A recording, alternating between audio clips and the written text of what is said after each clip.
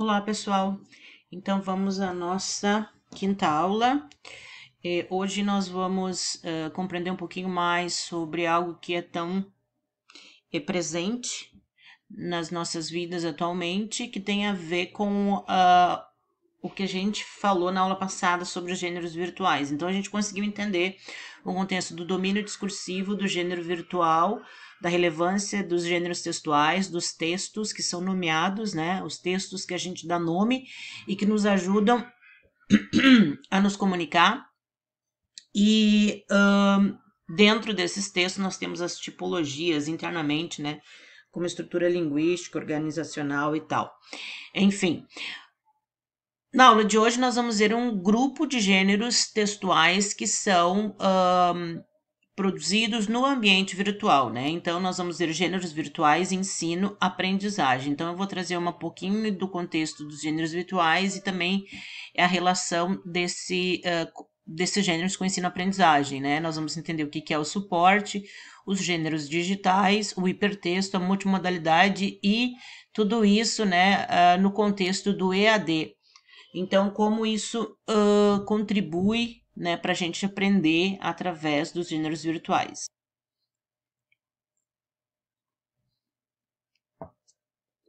Então, vamos lá.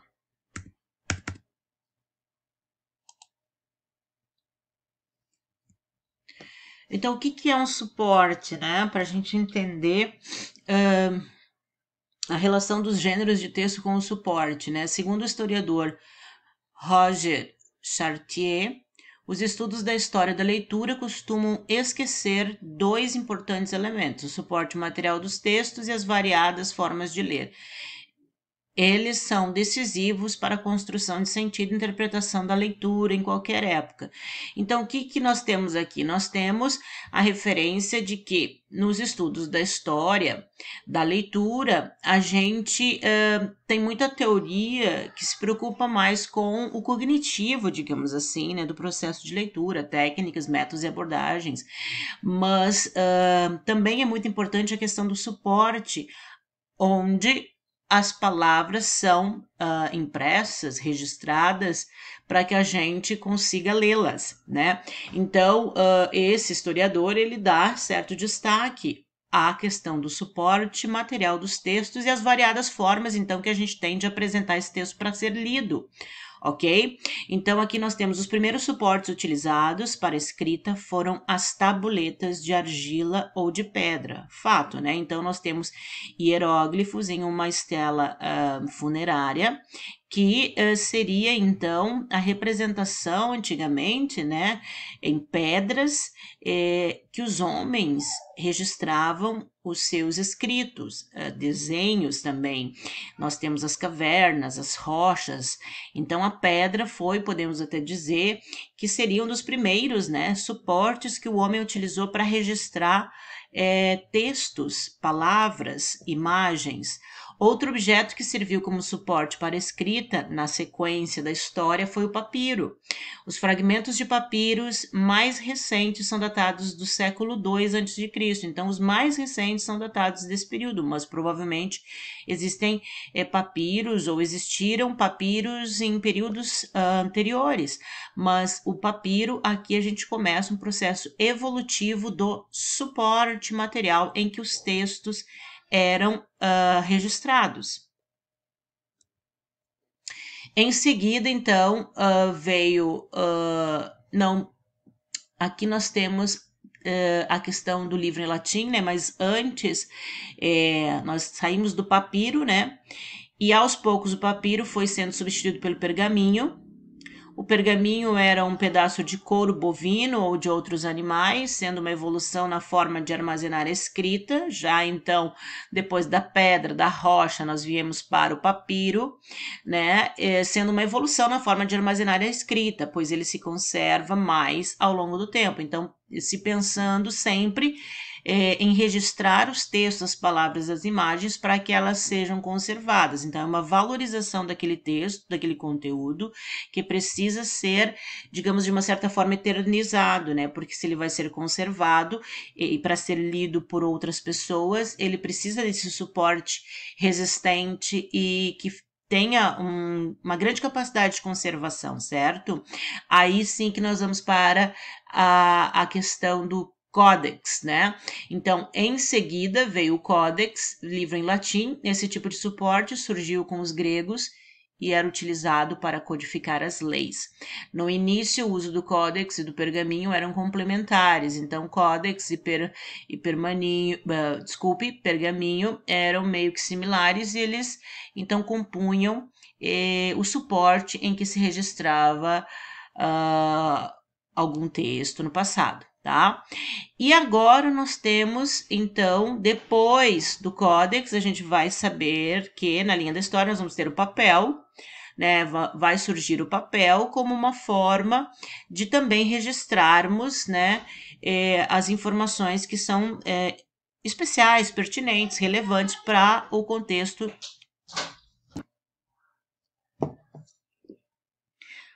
Então, do papel, nós vamos para os suportes da era digital que envolve, então, o ambiente virtual, né?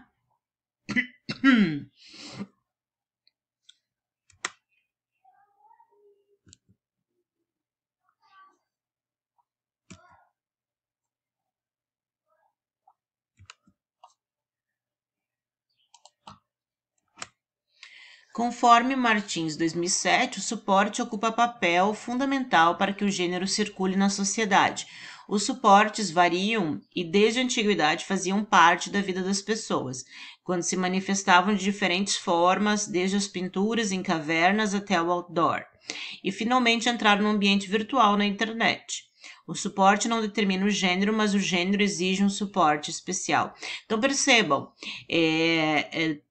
todos aqueles exemplos e imagens prévias que apresentei para vocês é só para mostrar de uma maneira bastante superficial na linha da história como o suporte vem se adaptando, né, como forma de registro e como forma de ser um material, um local onde se registram as informações para que ela seja conservada e possa ser lida, possa ser transmitida de geração a geração. Então, percebam, né, que em termos de evolução, a gente pensa, né, registramos na rocha. Aparentemente, a rocha ela não é muito versátil no sentido de que, ou muito nos dê uma mobilidade, né, e uma facilidade de acesso tão grande para a conservação. Mas em termos de durabilidade, ela ganha em muito, né? Vamos comparar, assim, numa hipótese, uma relação hipotética com um ambiente virtual, né? Que ele é também bastante seguro, super fácil de ser acessado, é uma nova tecnologia, mas, né, se não for bem conservado, administrado, tudo pode se perder, né? Então, uma rocha só se for implodida, sei lá como se desfaria uma rocha, né? Com vários textos, ou enfim. Estou aqui hipotetizando, né? Em termos só da questão da preservação, né? Da rocha versus o ambiente virtual. Enfim.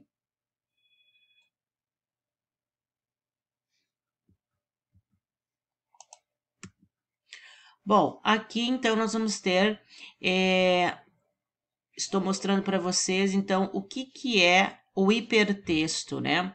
Então, no ambiente dos gêneros virtuais, nós vamos ter esse conceito de hipertexto. Então, aqui a gente tem, por exemplo, tu abre o Wikipedia e você tem, né, uma definição de comunidade virtual para você entender o que é uma comunidade virtual. E aí você tem esses itens aqui, esses links, que são links que vão te colocar mais informações sobre esse conteúdo que você acessou a Wikipedia para obter informações. Então, quando você tem esse tipo de configuração no ambiente virtual, que é uma rede infinita de informação, e você clica um link, clica no outro, e clica no outro, e clica no outro, e vai obtendo informação, isso chama-se hipertexto, tá? Então, nós estamos muito acostumados com esse ambiente virtual e com a utilização de hipertextos. Hipertexto é o termo que remete a um texto em formato digital ao qual se agregam outros conjuntos de informação na forma de blocos de textos, palavras, imagens ou sons, cujo acesso se dá através de referências específicas denominadas hiperlinks ou simplesmente links. Então, é o que eu mostrei para vocês aqui. Então, hipertexto são esses links aqui, ó, porque é um texto maior, né? Por isso que é hipertexto. Você tem uma quantidade de informações muito maior para acessar. E através desses links você clica e você tem mais informações e depois abre uma página com mais informações. E nessa página vão ter mais links que você pode acessar e vai sempre acessando novos links de informações relacionadas àquelas palavras, conceitos que estão nesse mapa semântico, né? E aí você vai obtendo muitas informações. Então, é um método dinâmico de aprendizagem, de leitura, bastante interessante, que é muito comum na nossa fase atual. Com o evoluir dos sistemas computacionais, os links, que é uma marca fundante da escrita digital, não se limitam mais apenas aos hipertextos. Hoje, os links estão presentes em outras formas e formatos. Nas imagens, por exemplo, nos vídeos, nas animações feitas com a tecnologia Flash, estão presentes, em suma, nos organismos de hipermídia. Então, nós estamos acostumados hoje com essas imagens que você clica e nos remete a uma outra informação, um vídeo que você assiste e ele te fornece links ou imagens e músicas, enfim, animações. Então, tudo isso esse ambiente multimodal, né? Então, de multimodalidade, múltiplos modos de usos de transmissão da mensagem, né? Então, os gêneros de texto no ambiente virtual, eles estão multimodais, né? Eles agregam, eles são híbridos, eles agregam muitas informações, muitos modos e tudo isso num mesmo suporte, que é um suporte, digamos, uma substância que nos parece plástica, né? Que nos dá essa mobilidade, essa possibilidade, flexibilidade de informações. A multimodalidade, então, como estava já introduzindo para vocês, é um conceito muito relevante nesse mundo virtual, né? Então, nós temos muitas informações, muitos hipertextos, muitas redes sociais que nos possibilitam um enriquecimento cultural e uma globalização do conhecimento jamais vista na história da humanidade, né? Então, por exemplo, aqueles que registravam na rocha há séculos atrás, eles registravam informações na rocha, claro, estão na rocha até hoje, nós temos acesso como riqueza cultural e histórica, mas você só poderia ter acesso a essa informação se você estivesse em loco, né? Então, se eu quiser acessar uma inscrição em uma caverna no Oriente Médio, eu vou ter que pegar um aviãozinho a um custo bastante elevado, vou ter que ir lá e verificar essa informação. E então o acesso à informação é muito mais difícil, né? Por mais que seja quase que eterna a informação registrada na rocha, naquela caverna. Porém, no multimodal, né, hoje eu posso acessar essa caverna através das fotos, né, do texto que foi lá registrado e colocado no mundo virtual, e eu não preciso gastar nada, a princípio só o valor que eu pago da internet mensal para acessar essa informação, né? O que se eu tivesse que fazer uma viagem em loco, eu teria que gastar muito mais. Então, há uma certa popularização e globalização da informação, um acesso facilitado, e que isso vem a nós no ambiente virtual, que é o nosso suporte, com vários hipertextos no contexto da multimodalidade, tá? Então, para você ter uma noção de multimodalidade, é a qualidade de multimodal, do que apresenta variados modos, feitios, aspectos, formas, características da comunicação que se efetiva simultaneamente por vários meios, formas, tipo gesto e fala, escrita e leitura, imagem e texto, né? Então, nós vamos ter aqui várias as formas que nós temos de riqueza, de transmissão de informação através dos gêneros de textos que são gêneros virtuais. O letramento digital nesse contexto é extremamente relevante para nós, porque então hoje nós temos, né, que aprender, né, o que é letramento. O letramento vem de uma palavra que significa alfabetização, né? Então é um alfabetizar, ler e escrever, né, na prática, através de inserção em práticas sociais, né, autênticas dentro da vida real. Então, o letramento, ele é extremamente relevante quando a gente lida com o suporte dentro dos gêneros, o suporte virtual dentro com os gêneros virtuais, é isso que eu quero dizer. Então, o letramento digital, ele envolve uma série de características extremamente importantes para que você tenha essa capacidade de ler e escrever no ambiente digital, né? Você tem que ter certamente criatividade para ler e principalmente ler, escrever e principalmente produzir textos virtuais, né? Tem que ter muita criatividade, porque tem que chamar a atenção das pessoas, tem que ser atraente para que elas te deem um feedback, um retorno, né? E leiam e acessem os teus conteúdos. Tem que ter criatividade, raciocínio crítico e avaliação, compreensão e inserção cultural e social, colaboração, curadoria, ou seja, pesquisar, achar, selecionar e compartilhar informação, comunicação eficiente, segurança digital, então é extremamente importante, né? Nós temos que, mesmo neste ambiente, com este suporte, que é extremamente eficiente e globalizado, nós temos que ter segurança, né? As coisas também não podem ficar tão inseguras a ponto de alguém ir lá e apagar tudo que você fez, destruir as informações ou inserir informações que não são as tuas, o que tu queria dizer. Então, tem que haver segurança, né?